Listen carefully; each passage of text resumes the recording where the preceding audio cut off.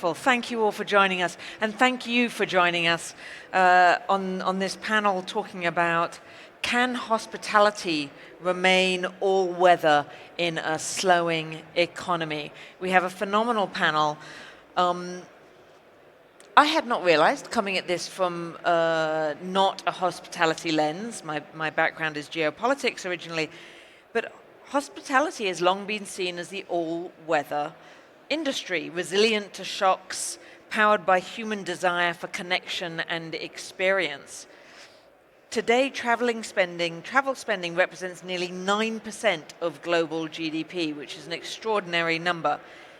Yet global growth is slowing and consumers are more selective. So can hospitality continue to outperform the wider economy? What happens when the world is fragmenting? What makes this industry so resilient? We have three fantastic speakers. Bedor Alrashoudi, the CSO of Soudah Development, and anybody who doesn't know Soudah Development, I highly recommend you look at it. It's extraordinary. Paolo Barletta, the CEO of Arsenale Spa, on the far end. We decided to mix it up a little bit. And in the middle, we have Manfredi Lefebvre. Try again. Lefebvre. Apologies. Dovidio. I'm getting there, the chairman of Heritage Group. Paolo, let me start with you, if I may. Tell me what's changing at the high-end luxury side of the hospitality space. What are people looking for today? First of all, good morning, everyone. I think that today people, especially after COVID, understood how precious is our time, which is the opportunity to travel, the privilege that we have to travel. And I think that today, after COVID, we realize that traveling is creating your own memories, sharing these memories. And these memories, they do not finish when you finish your travel. When you buy a luxury goods, it can be a car, it can be a watch, it can be a clothes. You have passion in the moment that you buy and maybe in the moment that you're wearing it. But when you are traveling, you bring those emotions with you for the rest of your life. You will tell to your children, in the future your children will tell to their children. So it's an investment on happiness and memories. And I think that in the luxury, like in all the other segments, what people are trying to achieve now is incredible experiences that when they go back home, they can remember, and when they think to those experiences, they are happy. And so they give them happiness, even in a moment far from when they travel in that specific time. But is that changing? Hasn't always been that way? Actually, it should have, but it wasn't, because people before COVID, they didn't have the perception on how much was missing the possibility to not travel. And especially after COVID, people understood that if they were like pushing a trip or like not doing that trip, maybe they could have not do it anymore. So COVID was the biggest wake-up call, because he told people, do it and do it now. Do it in this moment. Don't wait. And this is why the market is going so much faster after COVID. So you describe it as almost a step change. That we had one kind of normal pre-COVID, and we've got a totally new normal. And is that normal going to decline over time, do you think? Are you seeing any decline? I think it doesn't, especially because with the AI and with the new less or remote working, you also have the possibility to work from wherever. And so you have more free time in where you can plan your holiday, but also your trip. So if before, for example, you had like 20 days per year in which you can organize your holiday, maybe now those 20 days became 40 days. And this is not only for me, but for everybody. And so you have more occasion in traveling. For example, before on Sunday night, many of the hotels were like empty because the business traveler weren't started yet, and the people who were there for the weekend, they were going back. But now, maybe I'm leaving Friday and coming back Tuesday, so there is a completely different way to travel. Okay, I want to come back to you on specifically on the kind of the travel as travel perhaps distinguishable from the stay itself. Maybe we can come back to that. But Bedor, I would like to come to you in this new context. How does hospitality stay relevant? Excellent question. I think the short and simple question is anchoring to authenticity. People will always be traveling to experience something different. And I would like to showcase what we are doing at Soudah Peaks, a destination in South Saudi, at the highest peak in Saudi. Imagine, and I want the audience to imagine with me, opening a window at a hotel in your balcony, looking down at the mountains, at the clouds, not up, moving around green mountains, drinking coffee from local farms, and made by someone who grew up in the mountains. Yeah. Sorry, I think it was hard for people to hear. Go ahead, sorry. So I was saying, imagine that you are in an ultra-luxury hotel, opening your window, looking down, not up at the clouds, moving around green mountains, drinking coffee from a local farms made by someone who grew up in the region, listening to our stories about the culture and heritage. This is very powerful. And people will always want to experience something that, like this. Regardless of economic cycles, places like this will always be relevant to people.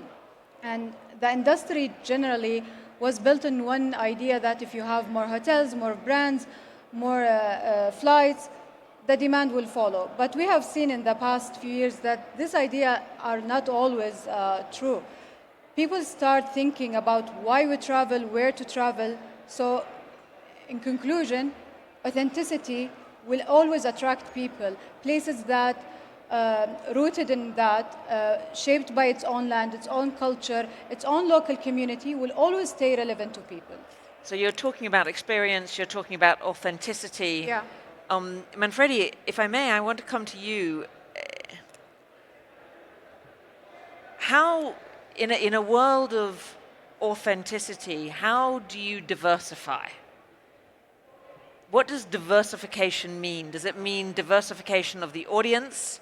Does it mean diversification of the experience?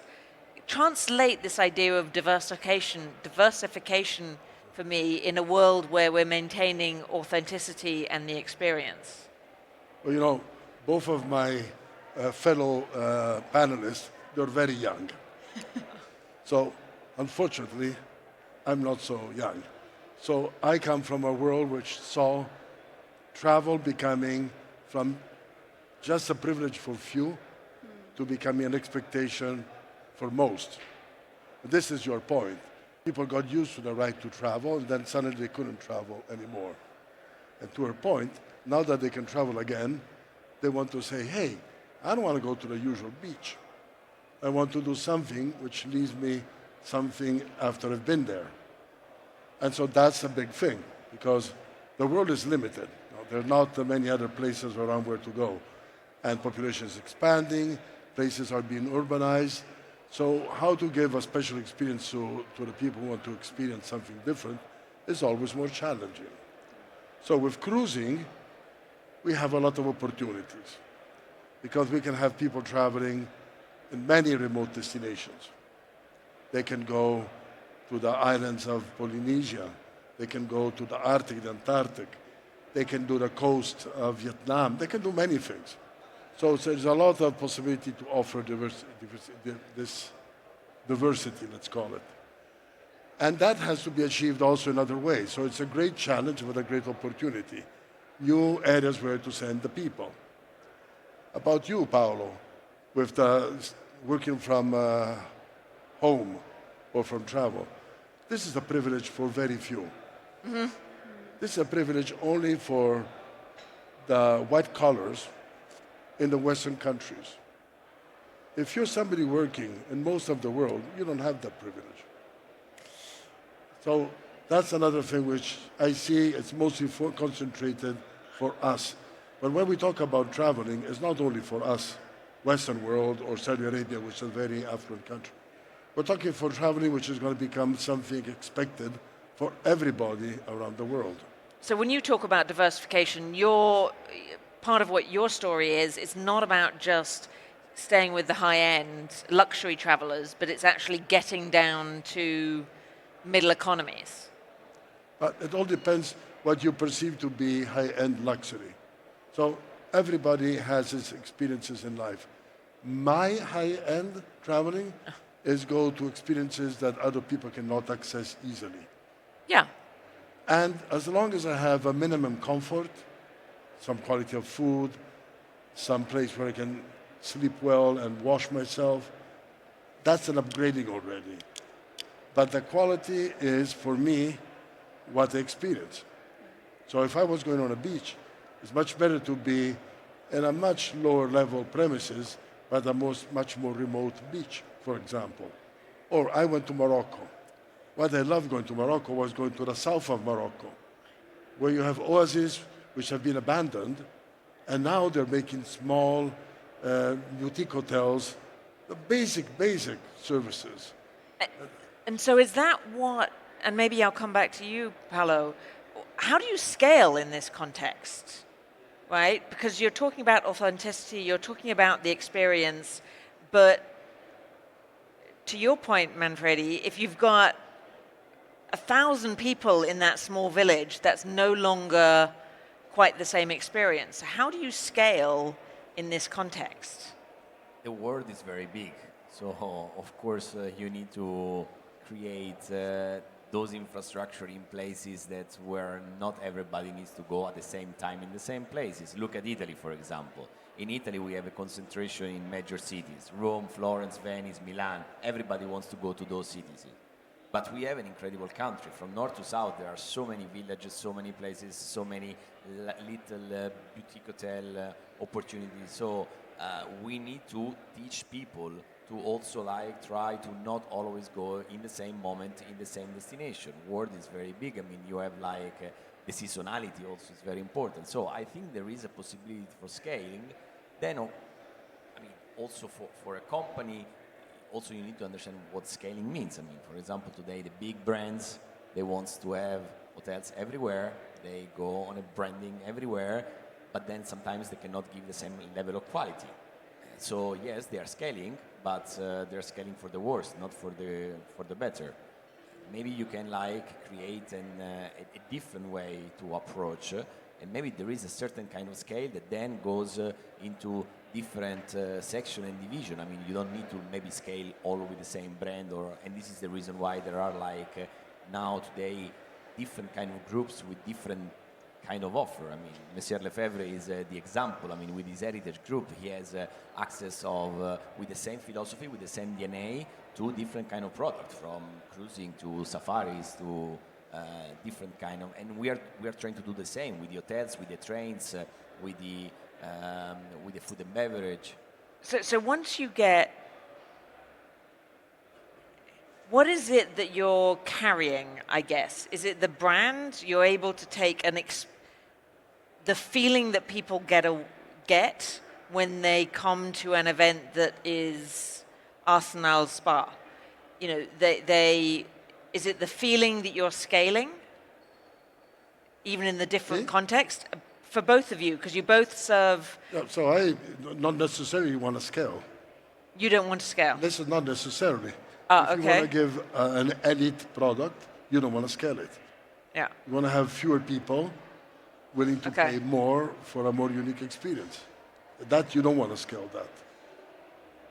And so how do you then translate that to diversification? And then I want to come back to you. It depends for how many people you diversify. So some people, if you believe in a society where people can achieve different quality life based on their success life, which I do, then you believe that with their success, they can buy special things. Okay. You can buy special clothes, special food, special hotel room, special destinations. Special destinations are destinations which are more remote and where people do not go. That's my job. Mm-hmm. With Abercrombie & Kent, that's what we try to do. So, let me come back to you, Bedor.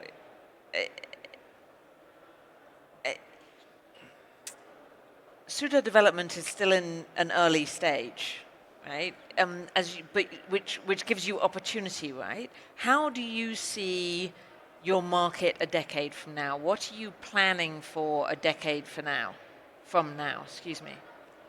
There are Or is that too long of a time horizon? It's not too long, but there are like a lot of things. The project going into multiple phases. There are a number of offerings that will go in different phases, talking about diversity, talking about technology, talking about a lot of things that will integrate together to give integrated services and offerings for our guests. When you go there, you will experience different culinary, different culture, different heritage, different type of things that you will experience. So this is like the offerings that will go from now until different phases in the project. So do all of you, if you could put your finger on something that is going to transform your industry over the next decade, I mean, you talked about technology. A lot of the conversations thus far have been about technology. If you were to put your finger on something that is going to transform your industry over the next decade, what would it be? As a technology? You tell me. Well, I think that, for example, in our specific segment, like luxury, we cannot use too much technology to interact with the clients because clients want that touch and feel on the human. But we can use technology, AI, robotic, for example, for all what is the back of the house. So whatever the client doesn't see. And this can help process to be faster, to be better, and to have more people that can assist the client and can be front end. So we can be able, maybe with technology, to transfer part of the back-end people to the front end, ensuring and increasing the level of service that we can provide. Manfredi? Well, I mean, again, you have to look at every specific case. That may be the case for Europe, but when you're talking about countries where the problem is the opposite, find employment for people, well, you don't want to cut jobs with robots. So that is a negative result of innovation. Because you have a lot of people, we say travel industry is one of the biggest employers. So it's underestimated. You see in this conference, how much do we talk about travel and leisure? Very little. It's this panel, maybe another couple. It's a massive industry with a massive impact on something which is one of the biggest problems, which is employment. Clearly, there is innovation which can reduce employment. Is that the main goal? I don't know.